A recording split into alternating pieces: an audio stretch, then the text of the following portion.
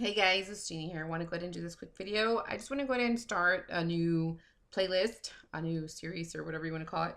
Um, and I wanted to start bringing more positivity, and I feel like I need it, and I want to go ahead and share it with you guys. Hopefully, you guys will enjoy these type of videos. So I want to go ahead and start with this book, which is very dear to me. I love this book so much. This book helped me out a lot when I was in my 20s. I was actually getting over a breakup or going through a breakup, and I kind of just wanted to know and figure out what it is that I needed to do, how the Lord would help me. And so I picked up this book, and it was at the mall. It was like, I don't know if it was called Walden Books or something. I don't know. I remember it was at the mall. They closed it down a long time ago. I wish they would bring back, um, bookstores and stuff. I know it's kind of crazy now because everything you can get it online, but it would be really, really cool to actually put like a bookstore inside the mall.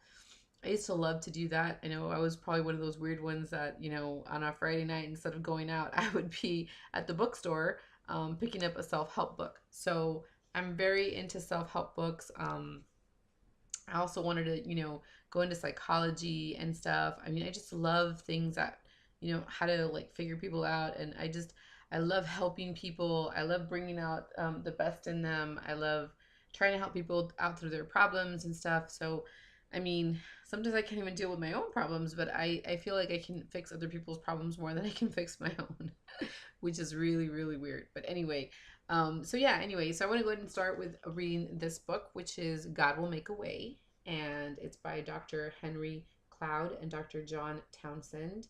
And yeah, I think it would be really, really cool if we could read this book together. So, well, actually, I'll read it to you. And I want to go ahead and start with chapter one, which is, it actually has several chapters. So let me just go ahead and briefly, quickly read them to you.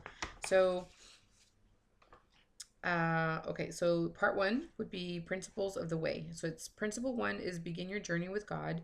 Principle two is choose your traveling companions wisely. Principle three, place high value on wisdom. Principle four, leave your baggage behind. Principle five, own your faults and weaknesses. Principle six, embrace problems as gifts. Principle seven, take life as it comes. Principle eight, love God with all you are. And then the part two, the principles at work: dating and new romance, marriage and relationships, intimacy and sex, toxic people and conflict, children and parenting, fear and anxiety, divorce and lost love, bad habits and addictions, discouragement and depression, guilt and shame, weight loss and health, personal goals and dreams. And conclusion would be begin your journey today. And there's a total of, I believe, 305 pages or so.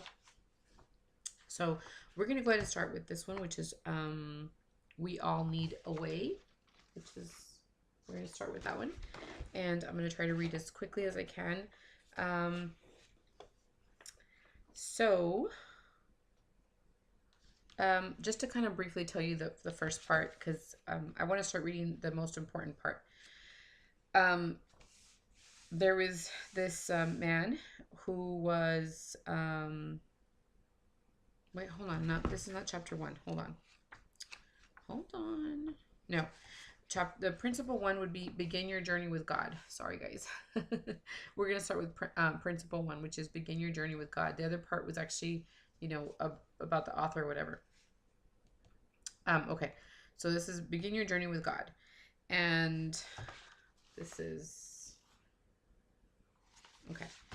So this is about a man named Henry, and he was on an airplane, and he was feeling especially grateful that he had some hours to just sit back and like do nothing on the plane, right, and just kind of relax or whatever.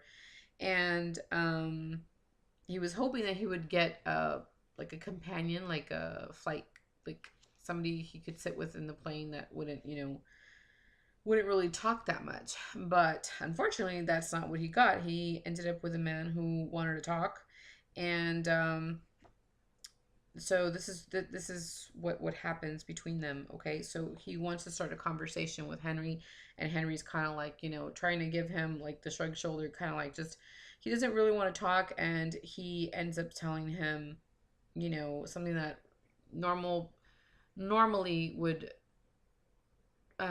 make people just like stop talking. They say that he asked him what he did, and Henry replied with, I write books about God.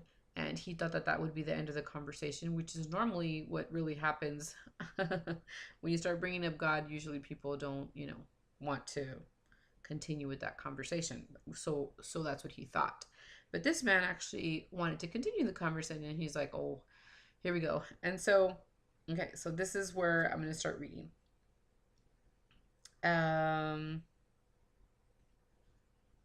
Okay, so it says, I write books about God. So Henry says, I write books about God.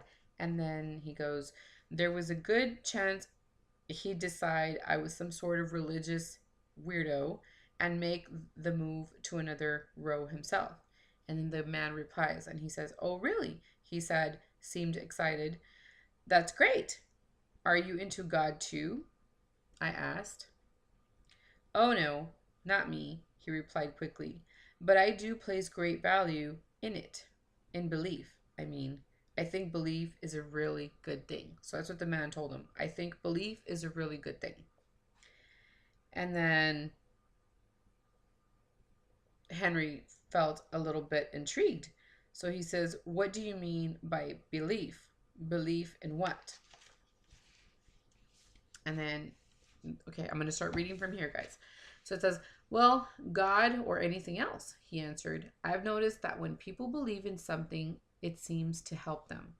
Sort of settles them down. I think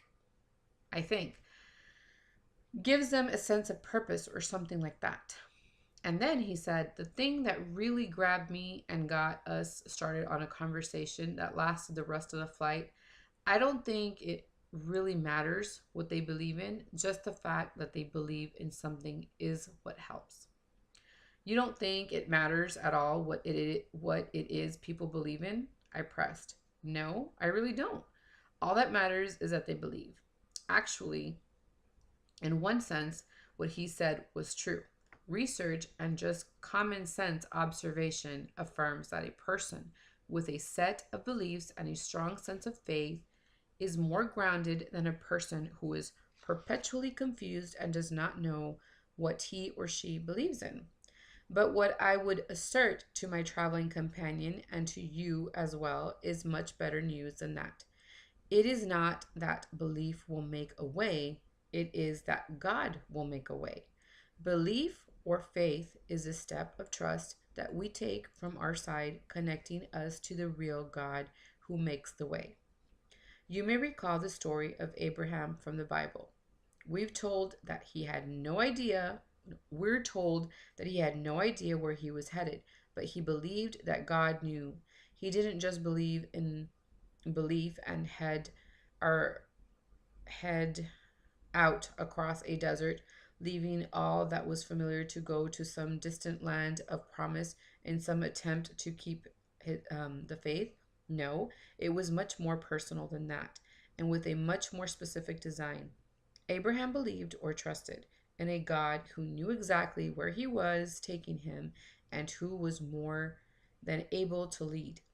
Faith was the way from Abraham's side to connect to God, who knew the way and had the power and ability to get him there. Abraham knew whom he was following. Centuries later, the writer of Hebrews recorded, by faith, Abraham, when called to go to a place he would later receive as his inheritance, obeyed and went, even though he did not know where he was going. He was looking forward to the city with foundations, whose architect, the builder, is God. So when we talk about faith, trust, and belief to carry you through, we mean it in a very specific way. Faith, trust, and belief are not just exercises of positive thinking. They involve a relationship with a very real person who knows the way for us to live and who promises to lead us in it. So who else has this problem? I highlight everything that I think is important. And can you imagine to actually look back at whatever I thought was important? I was like 21, 23, something like that. I think it was 23 when I purchased this book, and I'm 37 now. And to look at what I used to think was important then is actually kind of cool to actually read it now. So, anyway, the next part is by design. Very often I hear people telling others what the man in the plane was advocating. They say, just have faith or keep on believing. They sincerely want to give a friend hope and courage to get through a rough time or to teach a goal. But the problem in life is that we all, in some situations, come to an end of our own abilities, strength, knowledge, and experience. And at that moment, just having faith in faith or belief in belief or even faith in ourselves is not enough. We need more. We need someone on the other end of the expression of faith. We need help to know what the next step is, what the next piece is. We need someone to give us the key to unlock the door that will lead us through whatever mysteries lies before us. We need someone greater than ourselves to tell us what to do when we don't know what to do. The fact that you and I need someone greater than ourselves is not a weakness. Some say that our need to God is a crunch is wait. Some say that our need for God is a crutch. It's a crutch, like a crutch. And that only weak people need. But that's not true any more than our need for air or food is because we're weak. We're created and designed to reach outside of ourselves to find the things that we need each and every day. One of the biggest oxymorons is the term self made, man or woman. No man or woman ever made him or herself.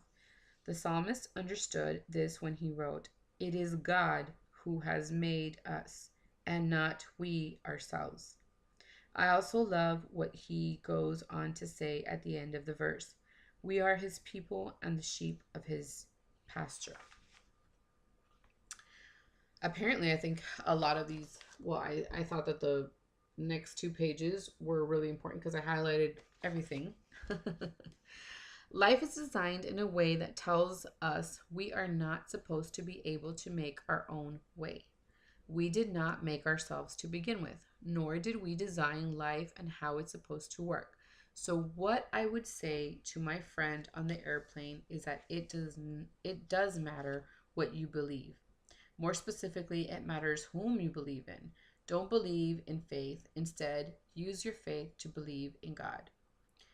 When we put our faith and trust in God, we've done the one thing that a human can do to accomplish superhuman things. We have reached past human strength and knowledge. We've touched infinite strength and infinite knowledge. The message of the psalmist, along with the testimonies of many who go before us, is this: we begin to find our way when we realize that we are not God. We are not limitless. We do not have all the answers because we did not make ourselves or life itself. So the fact that we do not know it all and are not able to figure it all out is okay. Second, since God has made us, he wants to show each one of us how to live the life that he's given us. Do you believe this to be true? He is your shepherd. Life is his pasture, and he will guide you through it. He will show you the way. Indeed, he will actually make a way wherever you find yourself. Sorry, guys, I kind of have to look away a little bit. I have stigmatism, so it's kind of hard. Sometimes I have to give my eyes a little break. Okay, so here we go. Begin your journey with the first step of realizing that since you are not God, you are naturally going to run into the limits of your finite abilities to solve your problems or to create the life you desire. And since he is God and he wants to be your shepherd, you have the opportunity to live life in a relationship with the one who designed you and your life. And therefore, he knows best how you can live it. That is the first step to finding out how God can make a way for you. And the next one is what we need and what he provides. Here's an important question you need to answer. What do you do when you don't know what to do. The sad truth is that many people do one of two things. First, we do the same thing again. And so, like, this part just talks about how we try doing the same thing over and over. Like, let's say we want to lose weight, and we think, we did it the first time and it didn't work, and then we're gonna try again, and this time we're gonna have more willpower. And or another thing would be like people in difficult relationships, even after one, like even after like the first fight, um they just keep trying it. They think after the first fight, it's okay, I'll just fix this or whatever, or he'll get over it or whatever, and you just keep on trying. In other words, you're in this cycle of just doing the same thing over and over, thinking that this time it will change, or somehow we can make the situation better or whatever. So he goes on to say this approach reflects a popular definition of insanity: doing the same thing over and over but expecting different results. If you have tried your best, tried all you know to do, and tried it again and again, you know how insane it is. Going at a problem you haven't been able to resolve with your own limited knowledge and strength is pretty crazy, isn't it? So I think that in the situation that I was in before, when I was in that relationship, or that going through that breakup over and over, I really, really wanted to be with this person, and I kept trying and trying and trying. And so I guess this had to do a little bit why I highlighted that area. So he goes on to say, if it didn't get you the results you wanted the first 3 or 4 or 10 or 20 times, why do you think it will give you your answer this time? Yet most of us keep trying, hoping things will turn out differently. Okay, so then the second thing most of us do at some point when we've tried and tried with the same results is we stop trying altogether. So sometimes people just give up and they're just like, And so I related to that, so that's why I highlighted it. Understandably, we get tired and give up. We say the relationship will never work, or I can never lose weight, or I'll never reach my goals and dreams. And I remember I was actually reading this book and I was actually walking at the same time. Maybe I felt at that time that I was like, I needed to lose weight, or maybe that's why the person didn't want to be with me, or I wasn't pretty enough, or, I wasn't good enough, or, I think that's probably why I highlighted it. Never think that you're not good enough for somebody, because you might not be good enough maybe that person is just not into you. Maybe that person just, hasn't doesn't value like somebody else would. To somebody else you might mean the world to them, and to another person it's just like whatever. And it doesn't matter how much you try, it doesn't matter how much you insist.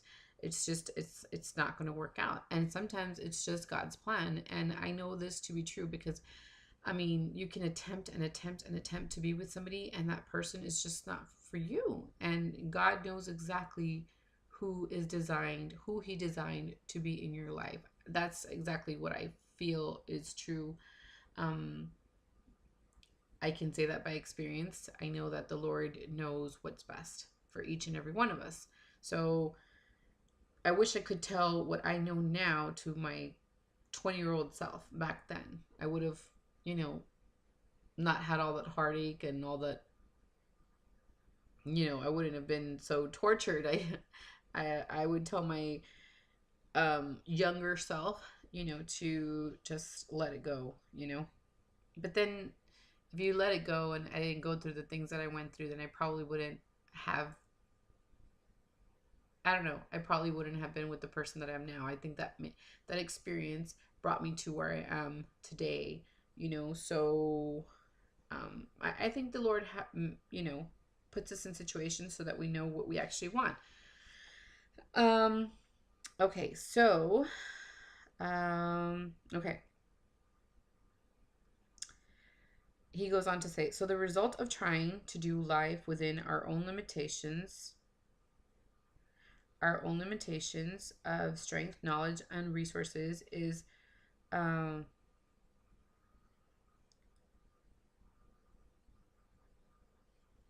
is and hopelessness. Fortunately, in God's economy, getting to the end of ourselves is the beginning of hope. Jesus said, "Blessed are the poor in spirit," meaning that when we realize we have no more resources, we're ready to ask God for help. And that's usually what happens. I felt like I was like just gonna die, like if I wasn't with that person. Like I felt like life itself would just not, but um and you tend to turn to God when you feel so desperate and in so much need, and you just feel so much pain. And I feel like that's the time that we really realize how much God loves us, because we have to feel like desperation and we have to really want him in our lives. And sometimes if everything's like going perfect, we tend to just forget about him, and we tend not to be as grateful as we should. We tend to just always want from him. And you know, I can totally relate to that, and I can understand why I highlighted a lot of these 2 pages. Okay, so he goes on to say, the very great news is that when we ask God for help, we have instantly transcended our own limitations. We have stepped over to the side of a God who has infinite ways to grace us with all the resources we really need. Maybe you're wondering what God's resources are. Here are just a few: strength and power, knowledge and wisdom, opportunities and resources, guidance and direction, healing and comfort, forgiveness and acceptance, skill and ability, love and community, hope and courage, values and principles. If you're hesitant, doubtful, or just plain resistant about making a step away from your own resources to God and his limitless powers, consider this. Throughout history, people have found that the same thing to be true in science, philosophy, and their own experience. That is, our outside lives are manifestations of our internal lives. We understand that our soul and our spirit, the inside parts of ourselves, are what drive our ability to love and to create the lives we desire. The paradox is the things inside of us are also the very things that we cannot create for ourselves. They must be given to us from outside ourselves. We must get them from God. Gifted people are indeed that gifted. Through through God, you can be gifted too.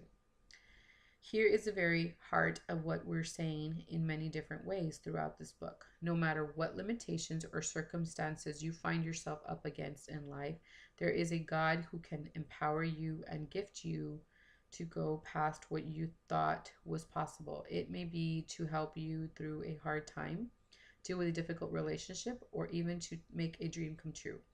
Whatever it is, our experience and the experience of people throughout history is that God can be trusted to provide more of what you need than you ever thought possible. Sometimes, through some very unexpected means, He will make a way for you. When you're at the end of yourself, that's the time He can do His best work. That is why Jesus tells us, "Blessed are the poor in spirit." If you have a need, if you have a need, there is good news. You can have God on your side. Okay, so the next part is how he provides. And we're almost done, so hopefully this will be under 25 minutes. I'm hoping I'm going to finish this quickly. Okay, what do you have to do to get past your own abilities and tap into the power, strength, and resources of God? It seems so good. Maybe your assumption is that this is only for the really special or really good or really unique people. You may feel that this kind of life either does not exist or exists only for a few. The Bible attests to a different truth. God's power and resources are not for special people at all. In fact, they cannot be earned by any human effort, ability, or goodness. They can only be received as a free gift. They can only be accessed through humility.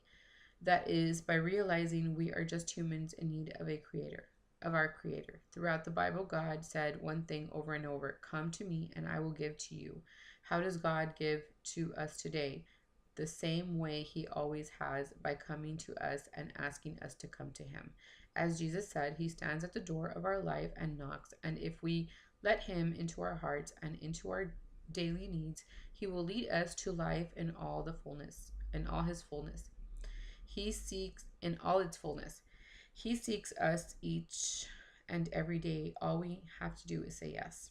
So the first step of how God will make a way in your life is to say yes to his invitation to give you all the things that you cannot provide for yourself. Instead of seeking those things, he tells us to seek him instead. As we do that, he will provide the way that we need. As Jesus said, seek first his kingdom and his righteousness, and all these things will be given to you as well. Throughout the course of the book, we'll expand on all the different things that God will give you to make a way out of wherever you are. As you read, you'll be able to find the specific steps in the path you need to take. But without the first step, saying yes to God, the principles we offer you here will just be another set of rules or concepts that you try to live out in your own strength, subject to your own limitations. To make them work, you first have to be connected to someone larger than yourself. You have to be connected to more than the mere belief. You have to be connected to God. Okay, guys, so this is the last page, and we've already gone over the 25 minutes. We're actually at 26 minutes. So these videos are actually going to be kind of long. So hopefully you guys enjoy it, or hopefully you guys can pick up a snack or something to finish these chapters with me. To begin your path, no matter where you are right now in your life, take the first step. Say yes to God. Offer to make a way for you through his power and not your own. Ask him, even if you have taken the step before, to make a way for you. He will. As you're about to see, sometimes the way God makes for us is truly miraculous. Many other times, though, it's a way that involves a lot of work, growth, and change in our parts. Sometimes it's not even the way we thought we needed to go, but it's a different and even better one. No matter how simple or how challenging our spiritual journey from here proves to be, when God makes a way, it's real and powerful. It gives meaning, and its results last. When we connect to God and follow his ways, a whole new world can open. So that's the end of chapter 1. Hopefully you guys enjoyed it. Stay tuned for the next chapter. Probably going to film the video right now. I'm going to try to read a little bit more because I feel like I need a lot of positivity right now in my life. And I'm glad that I can reread this book. I'm not sure where you can pick it up. Again, maybe you can check on Amazon. But I know I picked this up. I think it was called Walden Books. I'm not sure. Obviously, there's probably not. They're probably not open anymore. But anyway, yeah. Just want to go ahead and share that chapter with you. Hopefully, you guys like these kind of videos. Hopefully, you guys will continue to stay tuned for these kind of videos and let me know what you guys think about the first chapter. And yeah, if you haven't subscribed to my channel, definitely do so. Thanks so much for watching, and I'll talk to you guys soon. Bye, guys.